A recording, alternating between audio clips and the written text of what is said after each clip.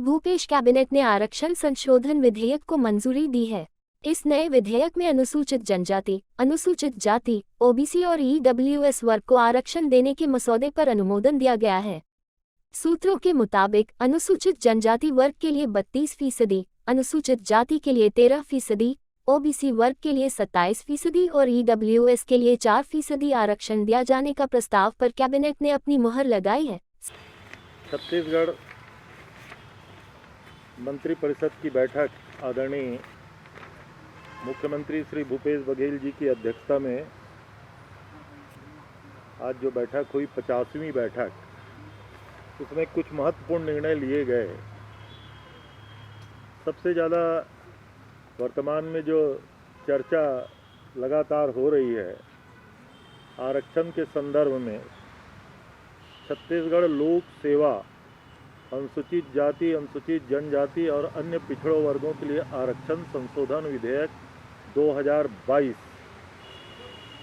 इसी के साथ साथ माननीय उच्च न्यायालय से जो निर्णय हुए थे उसमें शैक्षणिक संस्थाओं में प्रवेश भी आरक्षण से प्रभावित हुआ था।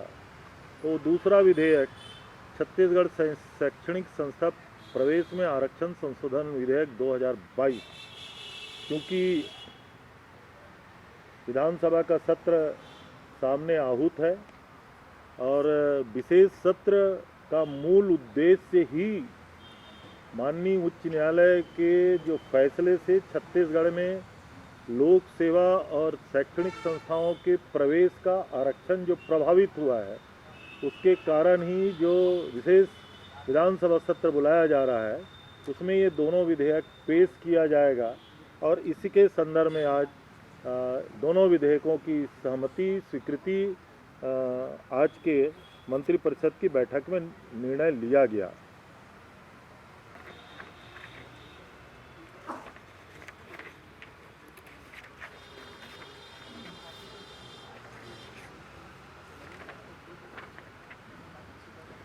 नवीन मछली नीति जो पिछले बार मछुआ दिवस के माननीय मुख्यमंत्री जी ने घोषणा किया था, आंशिक संशोधनों के साथ पिछली बार लगभग फाइनल हो गया था। मछुआ सहकारी समिति और मछुआ समूह प्राथमिकता किसको, इसी के नाम से कुछ लोग बातें डिस्प्यूट कर रहे थे, तो उसकी प्राथमिकता मछुआ सहकारी समिति को करते हुए आज के बैठक में ये निर्णय लिया गया। एक और महत्वपूर्ण निर्णय, चूँकि 2 दिवसीय विधानसभा सत्र का आयोजन है, तो द्वितीय अनुपूरक को भी स्वीकृति आज के विधानसभा सत्र के लिए जो प्रस्तुत होना है, मंत्रिपरिषद की बैठक में निर्णय लिया गया। एक अन्य प्रस्ताव में जो डीएमएफ होता है, जिला खनिज न्यास फंड, उसमें जो खर्च करने की अनुमति थी, जो प्रभावित गांव हैं वहाँ और जो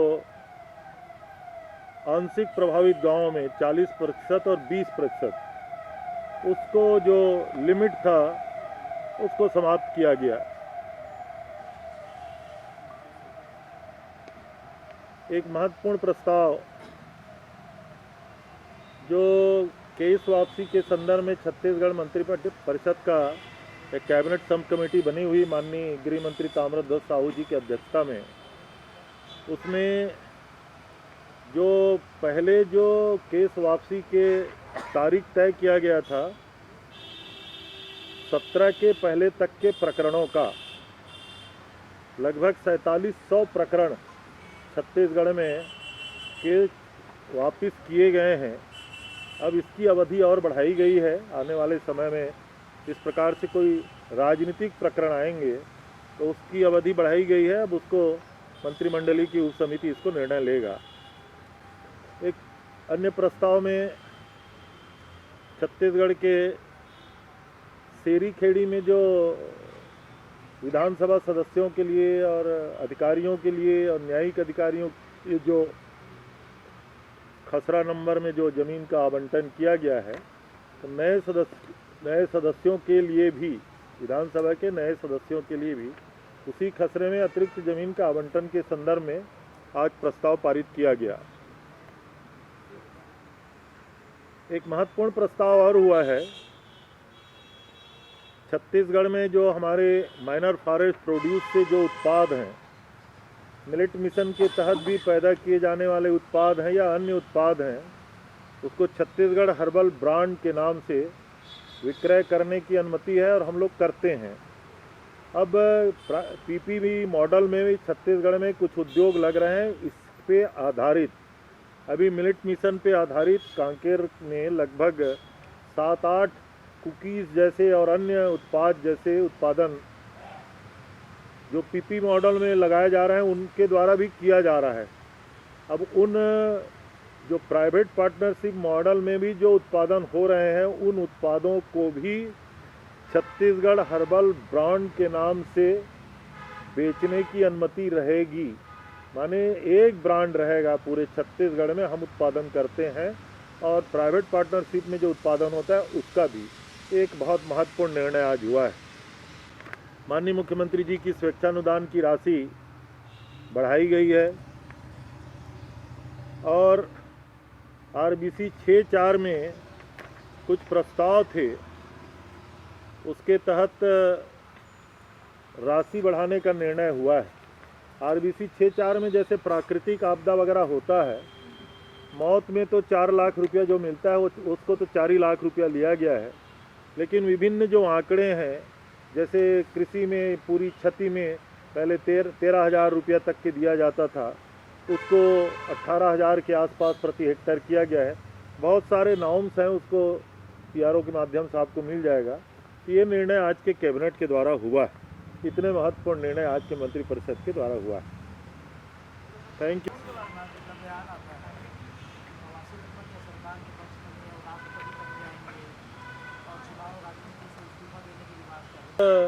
भानु प्रतापपुर के चुनावी मुद्दे पे प्रश्न कर रहे हैं। आरक्षण का स्पष्ट मत है। आदरणीय मुख्यमंत्री जी ने कहा है जितनी जिसकी संख्या उसके आधार पर आरक्षण उसका अधिकार बनता है। हम उसी आधार पे ये विधेयक ला रहे हैं और विधानसभा से पारित कराएंगे। बारी हाँ चल, अलग बातें हैं। डाटा पे तो चर्चा हुई है और आरक्षण का आधार भी वो डाटा बनेगा, लेकिन छत्तीसगढ़ में जो माननीय उच्च न्यायालय ने जिस आरक्षण की हम लोगों ने पिछले विधानसभा में पारित करके जो 58% का भेजा था, उसको उन्होंने माननीय उच्च न्यायालय ने खारिज किया है। तो छत्तीसगढ़ में SC ST as per population और OBC और चूँकि माननीय उच्चतम न्यायालय ने EWS के आरक्षण को भी मान्यता अप टू 10% दिया है, तो इन वर्गों के लिए आरक्षण की व्यवस्था के संदर्भ में हम विधेयक लाने जा रहे हैं।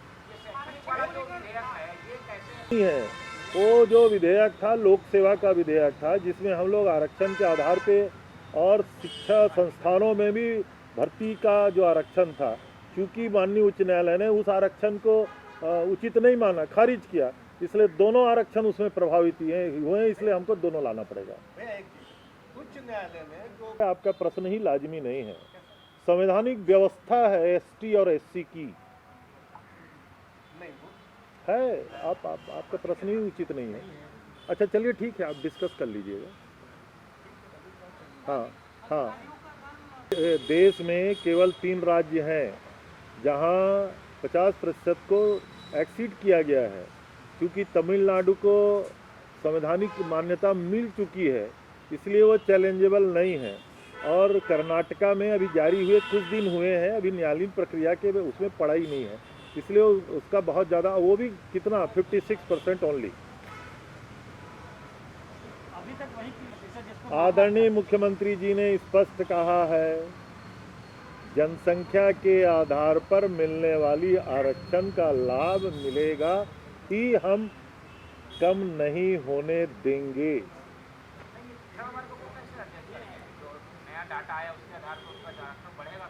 जो हम लाने जा रहे हैं रहेगा।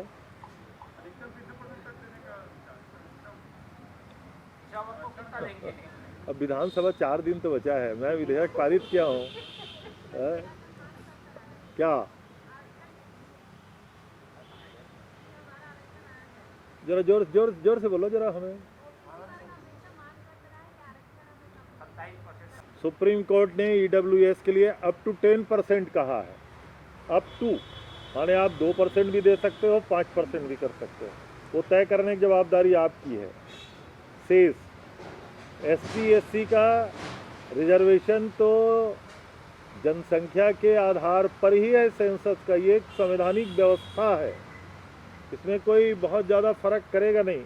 और किसी भी न्यायालय के फैसले में आरक्षण के खिलाफ जो फैसला दिया है, निर्णय ये नहीं कहीं दिया है कि आप किसको कितना प्रतिशत आरक्षण देंगे। उन्होंने कहा है कि ये जो आप किए हैं उसको खारिज किया है, आप कितना देंगे वो आप करेंगे।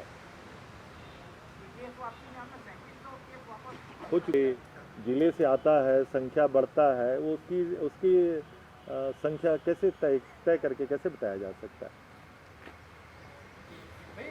बिंदु थे, पहला ये था कि जो जल क्षेत्र है उसमें कोऑपरेटिव एक्ट के तहत पंजीकृत संस्था होती है, वो अपना तय कर लेता है कितना तालाब हम लेना है। उसके बाद एक्ट में ये है कि दूसरा समिति वहाँ पंजीकृत नहीं हो सकता। अब चूंकि मछुआरों की संख्या बढ़ रही है तो क्षेत्र को हम लोग उसको कम करेंगे, तो ज़्यादा से ज़्यादा मछुआरा समिति को अवसर मिलेगा, ये पहला। दूसरा जो पंचायतों का अधिकार है कितने हेक्टेयर तक का, उसमें थोड़ा संशोधन था। और तीसरा ये था कि हमने नीति बनाई थी, हमने कहा था मछुआरों की समूह बना के भी हम तालाब देंगे, पर हमारे मछुआरे लोग बोल रहे हैं कि पंजीकृत संस्था को ही देना हमारी प्राथमिकता होनी चाहिए, हम उसको शामिल किए। उनका कहना है जहाँ जहाँ मछुआ लिखा है वहाँ पूरा लिखा जाए, लिख दिया, उसमें क्या अड़चन है, हमको देना ही उन्हीं को। Thank you. For more news updates, do subscribe, like, share and comment. Clipper 28